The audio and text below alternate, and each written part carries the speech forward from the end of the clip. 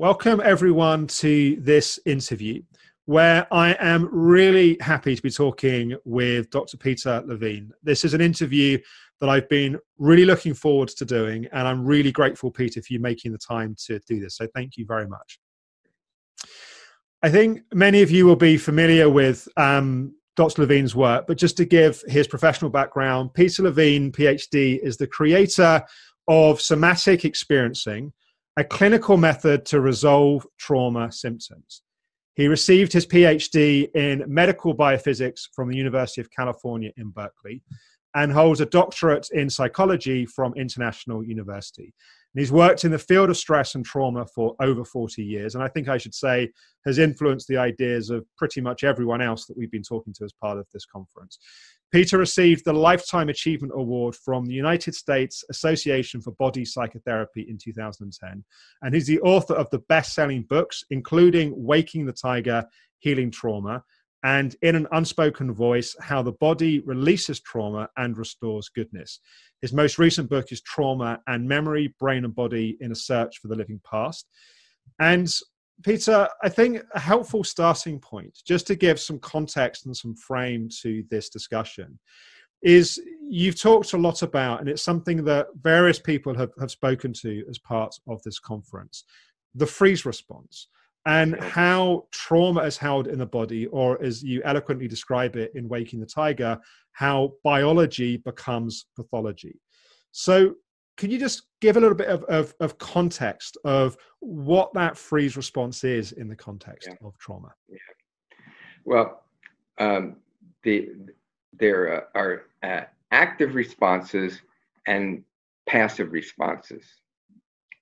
So active responses would be, and our nervous systems were developed evolutionarily to be able to localize potential threat in the environment, to assess the threat, and then to respond to the threat either by fighting or fleeing. This is the fight and flight response. That's very, very well known. But where responses are blocked and people are not able to carry out these active responses, the body freezes, it seizes up, and it shuts down.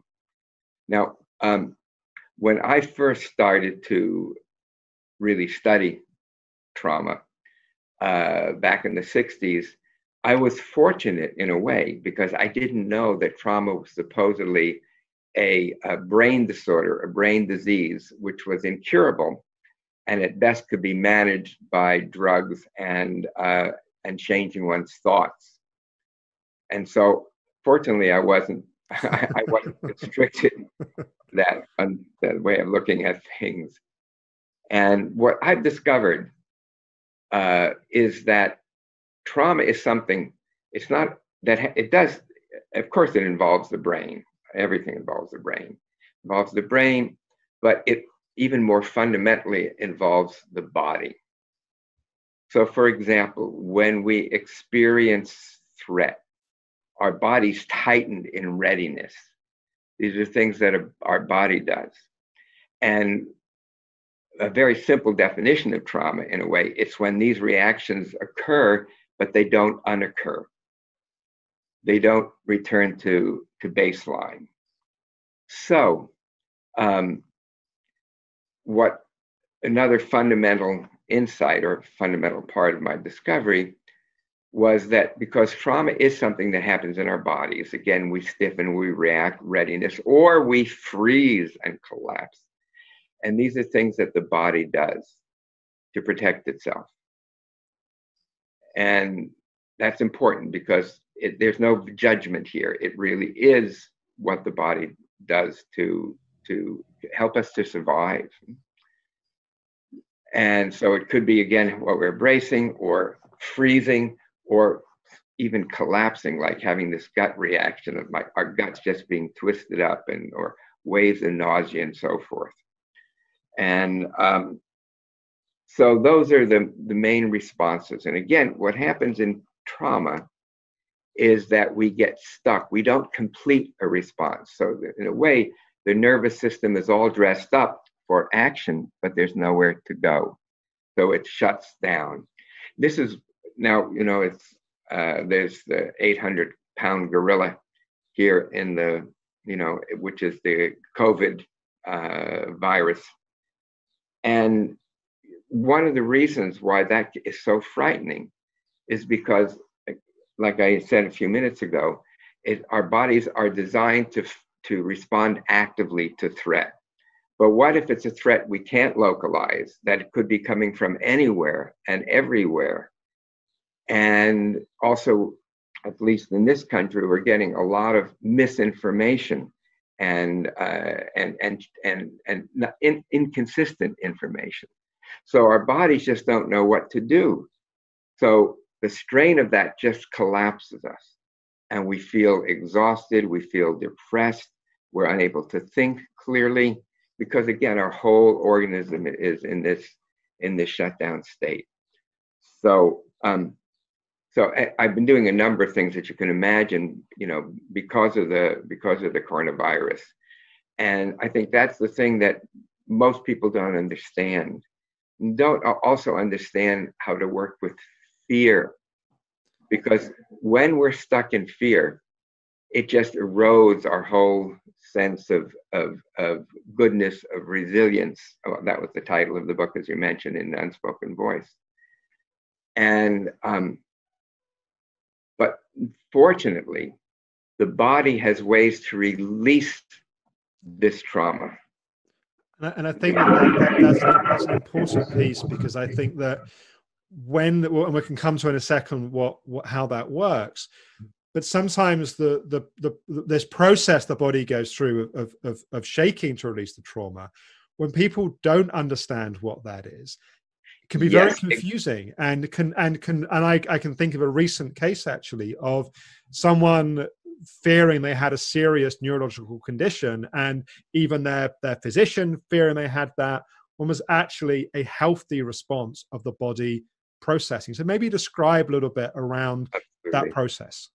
Okay, so again, when our bodies are charged up or shut down, there are ways, and this came from observation of my early clients in the 60s, but also from studying animal behavior in the wild. After an animal has been threatened, very frequently you'll see it beginning to shake and to tremble, sometimes gently, sometimes more fully. And what it's doing is it's discharging that stuck energy. And that's critical. So in a sense, the bad news is that trauma is a fact of life. The good news is that trauma does not have to be a life sentence. But again, we have to understand what the body needs to do to come out of trauma. And often this kind of shaking and trembling and sensations, waves of intense sensations, are frightening to the person because they're unaccustomed. And so they stop it. And by stopping it, they then prevent the body from restoring balance.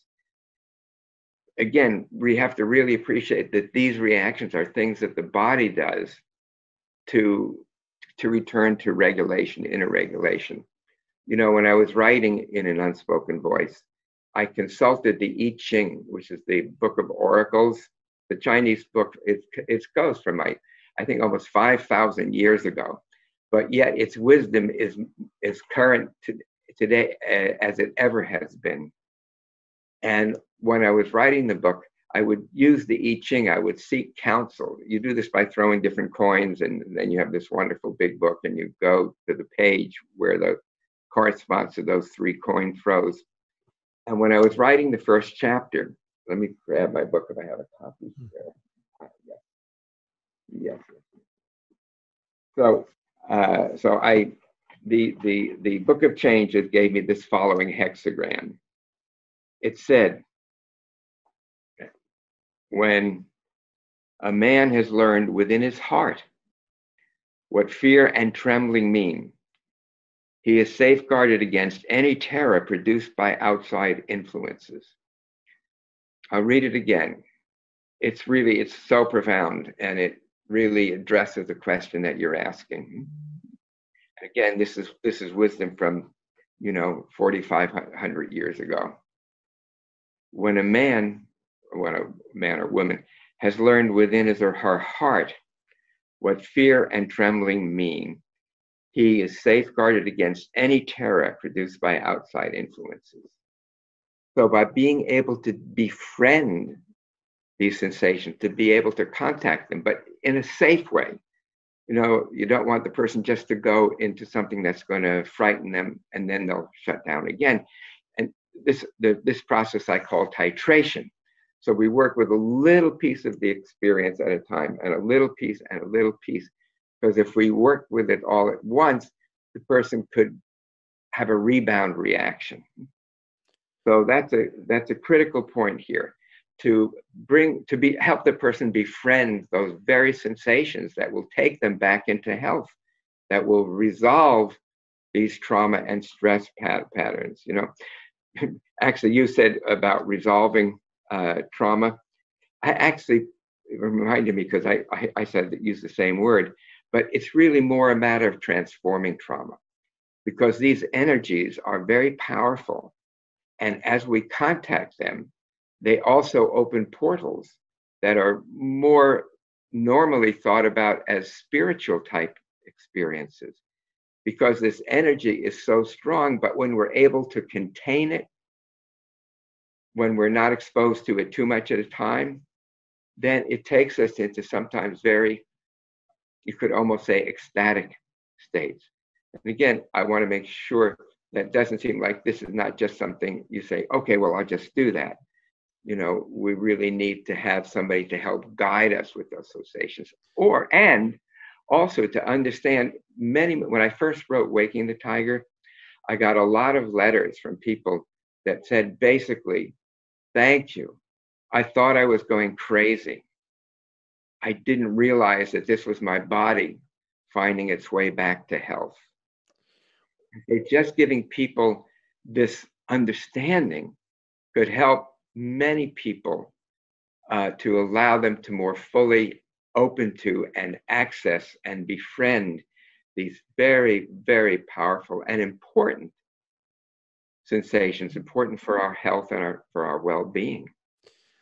That process of learning to titrate and learning to change one's relationship to those sensations and those feelings, I think that can be quite challenging sometimes for people to develop, particularly if one has experienced trauma in such a way where they've learned to be harsh to themselves. They've learned to push themselves. They've learned that more is always better. So the way they try to work with it is almost part of the way that the trauma has been caused. Could you say a bit about how to begin that process in a way that's actually supportive?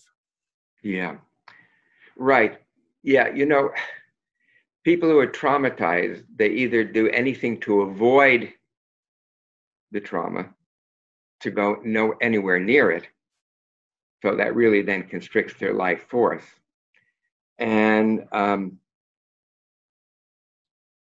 or they try to push through it and push through it and push through it.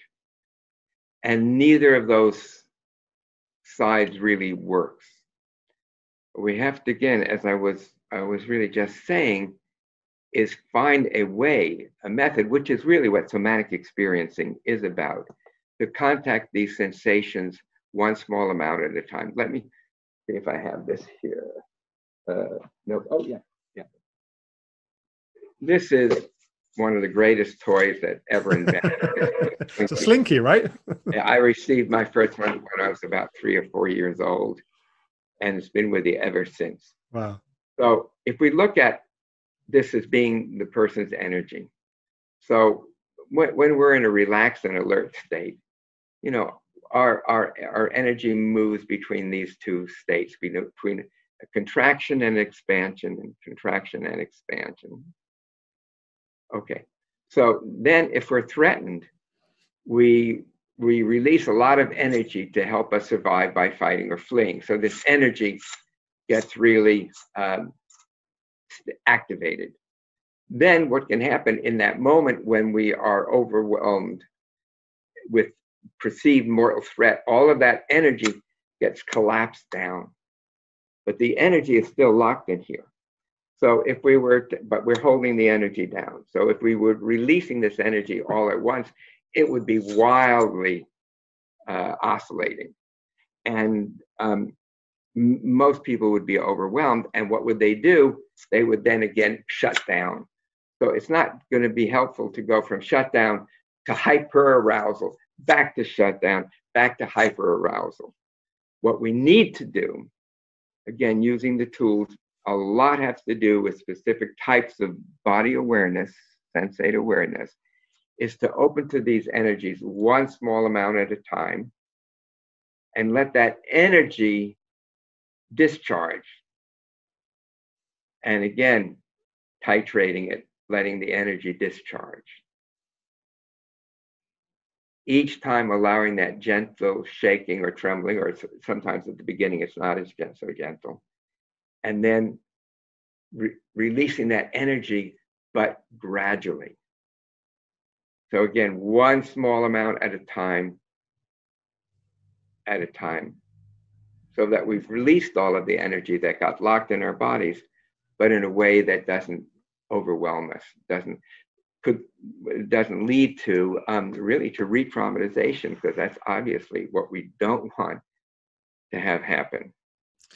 I think there's something also that's very important in what you're saying around, it's not an avoidance distraction. It's also not a sort of forcing through, but it is a being present to and processing and metabolizing of what's held in the body. And what can sometimes happen is people can do primarily talking only based therapies, where there's lots and lots of talking and lots of words and lots of reflection and analysis, but in a way that's not really connected to what's actually held in the body. And I wonder if you could just speak a bit to how important that felt sense is in this work. It's not just a theoretical or intellectual understanding. No, this is clearly something that goes on well below the mind. And in somatic experiencing and other approaches now, this involves what I call bottom-up processing.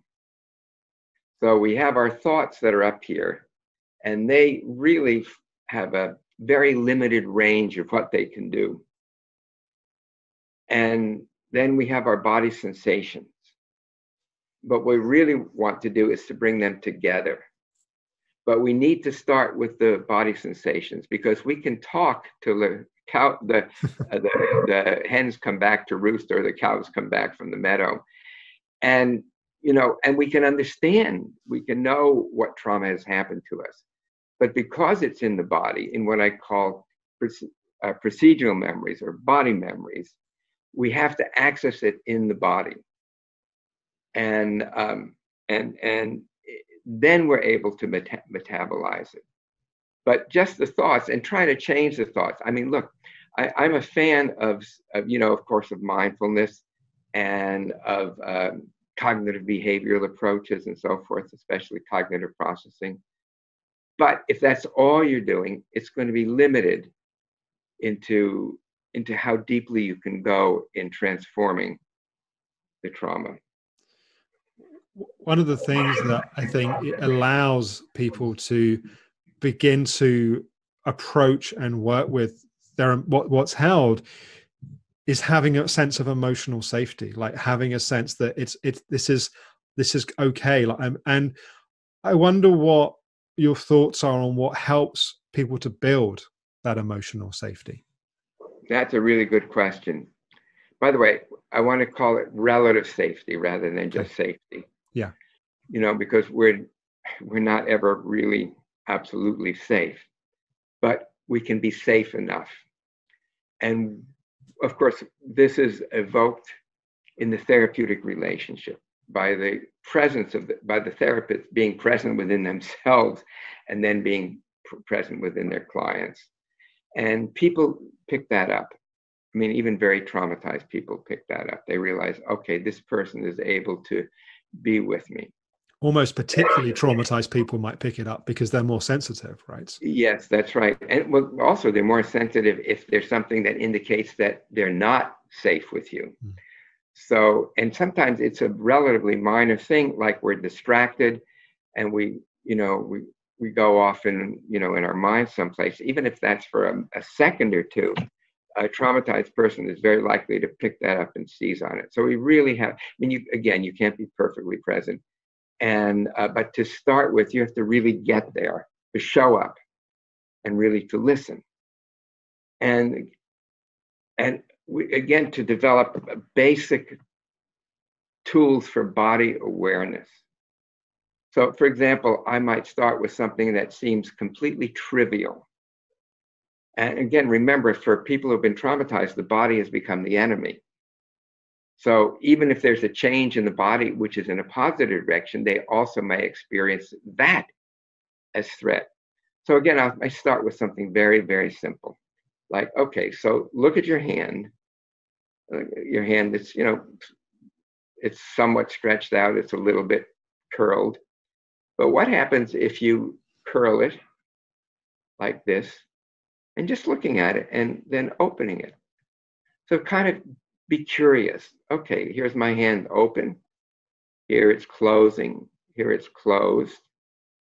Here it's opening. So you're looking at that. Now, next step is to actually put your awareness in your hands themselves. So feeling physically what it feels like now, and now, and now, and what it feels like now, and now, and now. So again, this seems like a very trivial thing, but it's not, because it's a way that we can help introduce people to body experiences that are relatively safe. Then I might take, depending on how the person responded to this, I say, well, you might just notice when you have your fist, does it feel like there's some strength there? And then when your hand opens, does it feel like you're opening to receive something? So I might again play with those different aspects of the physical closing and opening. So again, I call these body ego strengthening kinds of exercises. So I do work with grounding, with centering, which is literally our visceral center of gravity, and so those are kinds of things that can create some positive safety. Sometimes people say, well, there's absolutely nothing that feels safe at all. So then I might say something like this. Okay, so if you're willing, just to humor me and to go along with this, if you're willing to, where was I going with that? So you're talking about people who nothing feels safe. And, right. yeah. Yes. Okay. So then I might ask the person, I want you to think of a time today in the last 24 hours when you felt the most like yourself, or the most like you would want yourself to feel or to be, or a time when you felt less anxious or less pain, even if it's the smallest amount, or perhaps even a time when you felt even some positive feeling in your body. So I call this the conflict-free experience, because it's impossible to do this wrong. Because there's always going to be some time when we felt less pain or less anxiety, even if it's the smallest amount of time. So I might do that and then say, and now let's think about a different time in the last 2 or 3 days when you felt most like yourself.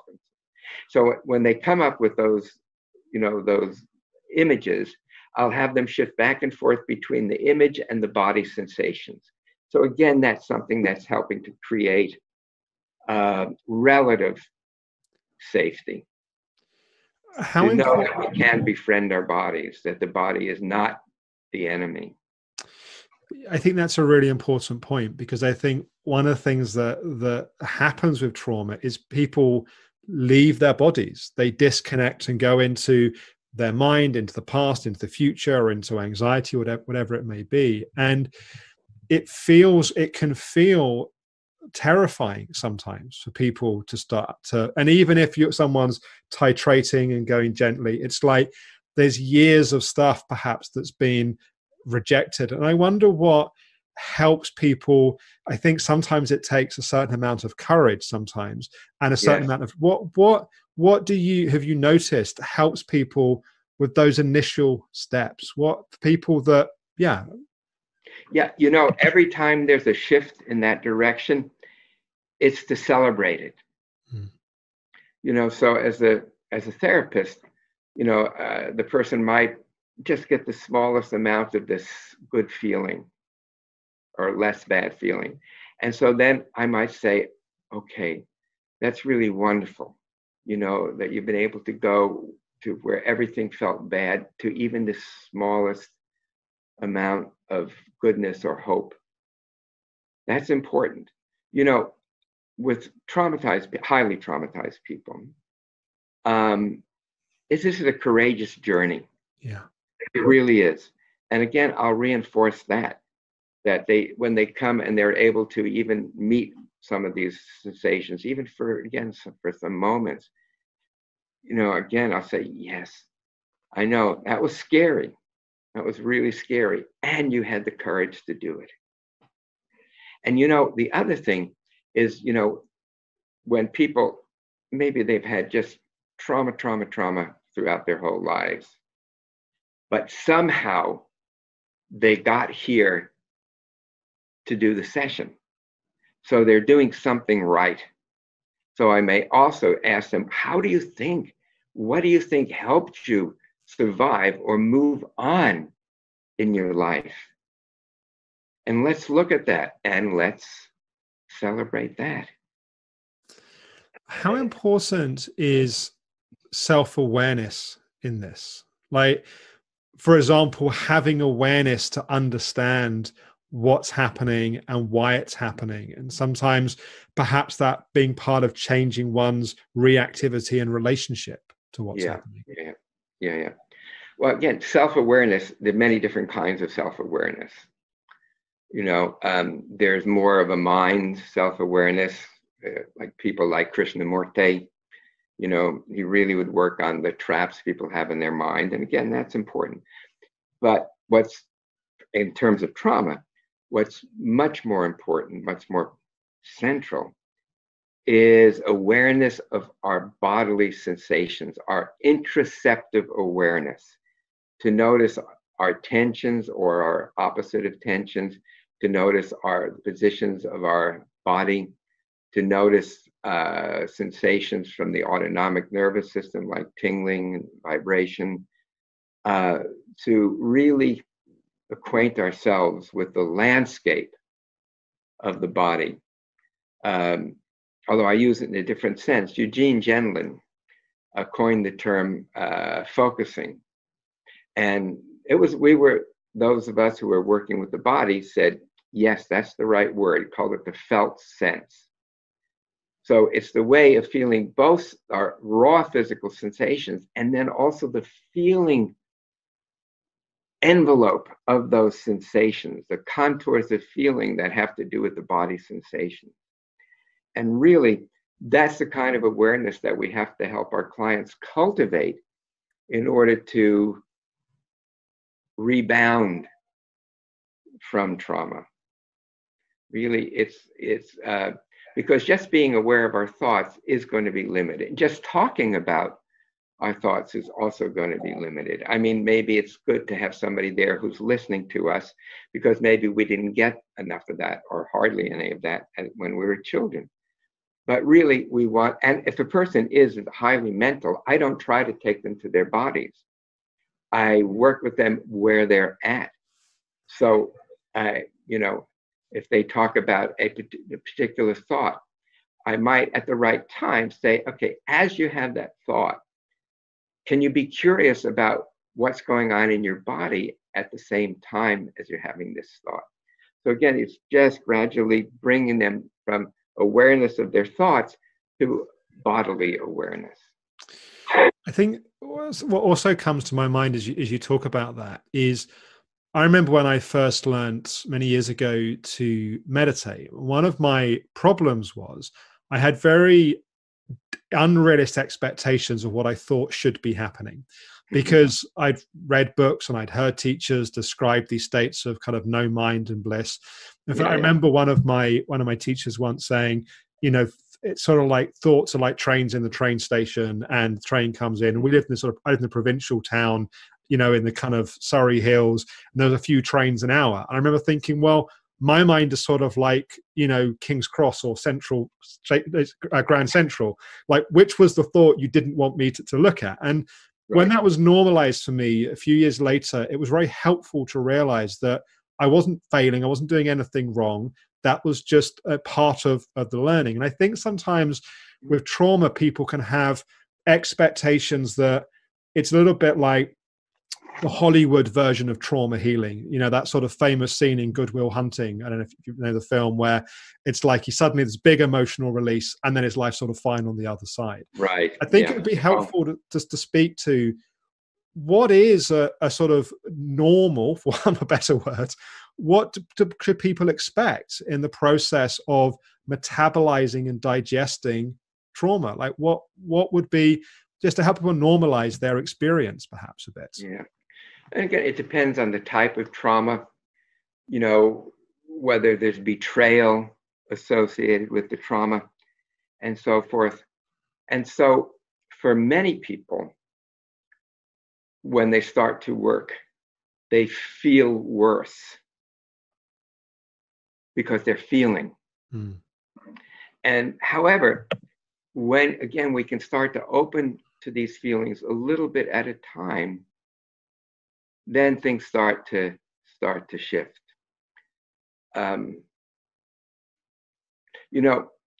If these are our feelings that are kind of, when we're starting to work, their feelings are starting to come up, or when the person has these feelings, who knows, decades ago, they've learned to dissociate from and numb from them or distance from them. So what happens is when the feelings start to push up, they push against those feelings. So then the feelings push up even more, and so then they really have to push down. There's an expression, I don't really know where it comes from, maybe from AA, that which we resist persists. So the more we push, the more it pushes up. And then it feels like if we ever let go, that will be completely overwhelmed. But that's because we've been fighting against it so long. So yes, it will often feel much worse. But then when we're able to say, oh my gosh, they will not destroy me. They will not kill me. Even the fear won't paralyze me, because I know how I can work with the fear and metabolize it. The words you use, it's a good term. And so I don't have to either suppress it and resist it or dissociate from it. There's something about when you say it feels worse, I think that's often been my experience and also observation of others. But there's something in it that, in a very perverse way, also feels better. I think because it feels right.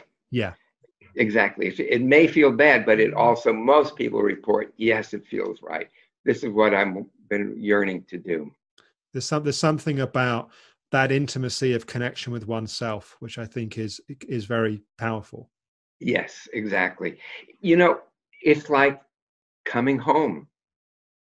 Often when the person starts to connect with those sensations, I'll suggest a sentence for them to say and just notice what happens when they say that sentence. So a sentence here could be, I'm coming home. I'm coming home. And then again, just to notice the body sensations that are associated with those words, I'm coming home. It's been a long journey, and I'm coming home. So just to help them get words to conceptualize what they're experiencing, because that's, again, where words can be very helpful. Yes. There's something also that I think for me has been a very important contribution of your work, which is that I think sometimes when people start to access and open up to their emotions, feelings can come up like, I can't face this. I don't have what it takes. I don't know how to do this. And there's something about, and you spoke to it a bit earlier, of the body's innate wisdom, the body it's not that we need to do it. We almost need to get out of the way and let something happen. And I think it can be a relief for people. And I think to get that experientially is different to getting it intellectually, but I still think it's helpful to get it intellectually. Yeah. We don't know how to do this, but actually the body does know how to do this, the wisdom of the body. And again, it has to be in a way where we're not overwhelmed, where we're not exposed to the full trauma all at once. Yeah. So again, it's true. My ego doesn't know how to do this, but this deeper part of myself, the authentic self, the true self, the introspective self, the embodied self, knows exactly what to do. So we want to connect with that inner knowing, that inner wisdom, help the person collect to that. Because again, when the person is able to do that, even to just a small degree, then they're no longer the victim, but they're then becoming slowly the master of their sensations. And one of your fellow countrymen, Bernard Shaw, said, the best revenge is success. So when we're successful with working with our body sensations, that's the victory over some of the horrible things that have happened to us. And I don't want to diminish and make it sound like this is easy. It's not. I mean, because many of us have had severe trauma and neglect and abuse throughout our whole lifetime. But there is this part of us, I call it the flickering flame of the deep self, this flame that's never gone out, that's been there before trauma, that will be there after trauma. It's there, this vital part of our being. And we can know that is there, and we can contact it whenever we need to. I think that's very beautiful. And I think that's something that I think a lot of people that have experienced even very severe trauma will resonate with, that even when it's sometimes a very subtle and very faint something that's there, that the very act of someone watching an interview like this or reaching out to a therapist, there must be some sort of flame of hope that gives them that ability to do that. That's right. It strikes me that this process of loosening the grip, for want of better words, of the sort of egoic self and the sort of conditioned responses to allow and open to the wisdom of the emotional body and the physical body, it also takes an element of surrender. There's a letting go, there's a loosening of one's grip that comes into that. And I wonder if you could speak a bit to that as well. Yeah. Well, that's a really good question. And again, opens up a whole new area of inquiry. Surrender, what does surrender mean?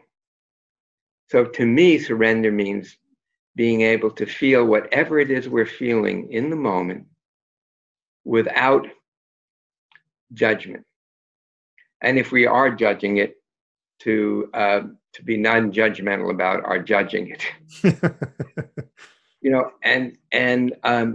When people talk about surrender, many of the mystics, particularly the Sufi mystics, Hafiz and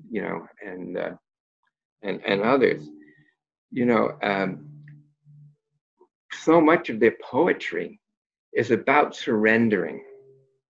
And when we surrender to our sensations, that becomes kind of, in a way, the archetype to surrender to ourselves, surrender to our being. To give thanks for life, to surrender to life. Yes.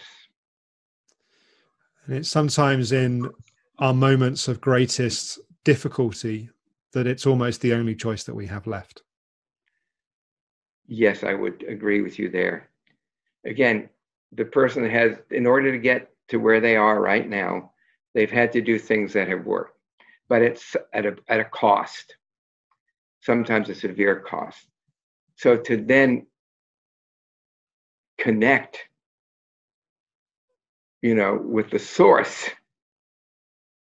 then you've opened up a whole new way of being for the person.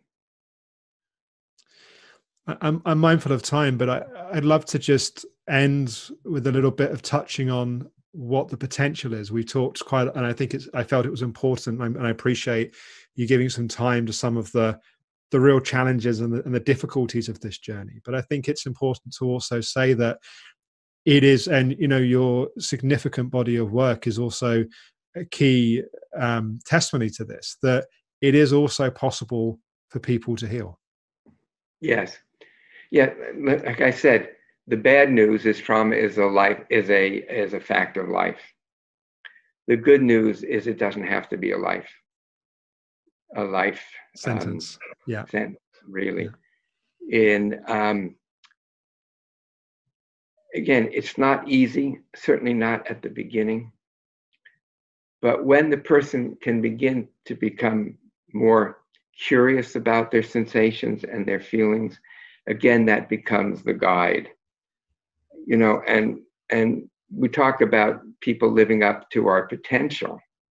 Well, this is the opportunity to do exactly that. So I always am a little bit, hesitant, because again, I want to honor how deeply we can be wounded, and we can be, such as the human condition. And especially when the people who are supposed to be loving us and protecting us are also the ones that are harming us, that causes such a lock-in, because I know I'm going off in a little bit of a different direction. Follow the thread, yeah. So when children feel threatened, young children, they don't fight or flee. They can't. They attach. They attach to the caregiver, to the adult, hopefully the caregiver. But what happens if that supposed caregiver is also what's been traumatizing them and humiliating them and betraying them? That really causes a dilemma. And some of that has to be worked through more gradually within the relationship, the contextual relationship of being with a therapist, to helping heal those ruptures. Now, it's not that the relationship itself heals those wounds. Excuse me. But without it, excuse me, there's a saying that goes something like this. Nobody can do it. You can't do it alone, but nobody can do it for you. Nobody can do it for you. You can't do it alone. But we really need help. In that first chapter I was mentioning, in an unspoken voice, I talk about when I was hit by a car and was literally thrown in the air and then on the pavement. And while we were waiting for the ambulance to occur, there was a woman that came by, and she sat by my side and said, I'm a doctor, actually a pediatrician. I was thinking that's exactly the specialty I need right now. And I said, yes, please just stay with me. And she took her hand and put my hand in her hand. And as she did that, I could feel, because I was out of my body at that time. It was like I was above my body, looking down at my sprawled body on the road.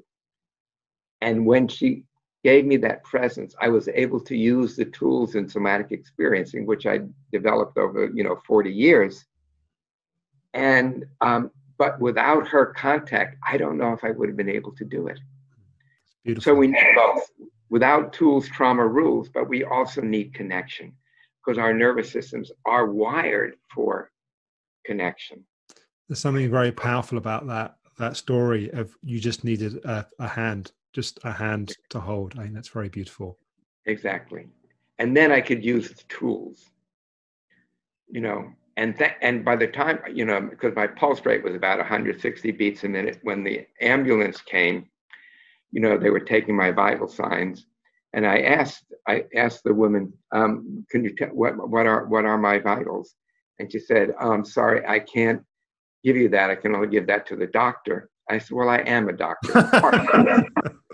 Didn't say what kind. And she said, but something's wrong with the machine, because it's giving me incorrect answers and incorrect readings. I said, well, what are they? So, well, your pulse rate is 72 and your blood pressure is 120/70. Wow. And she said, nobody. It's not possible. It's not possible. Exactly. That's why she thought the machine was. But again, I used the tools that I had developed and taught to thousands of people. But I did it in a way which I felt safe enough, which I felt enough holding, which I did from that woman's presence. So that's very beautiful. I thank her for listening to this interview. That's beautiful. Peter, for people that want to find out more about you and your work, I highly recommend your books, but perhaps say a little bit about some of the other things that people can access. Gladly. We have training programs that are now in, I believe, 42 different countries. Wow. And you can get information about any trainings by going to the Trauma Healing website. It's traumahealing.org website. And also I have a website myself where if I'm doing some public things, it'll list it on there.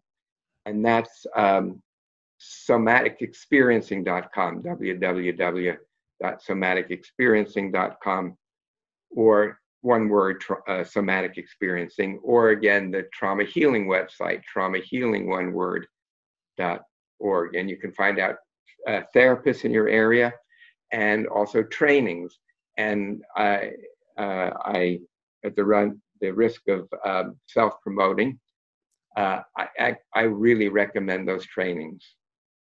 I think they're tremendously important, no matter what other kinds of therapies you do.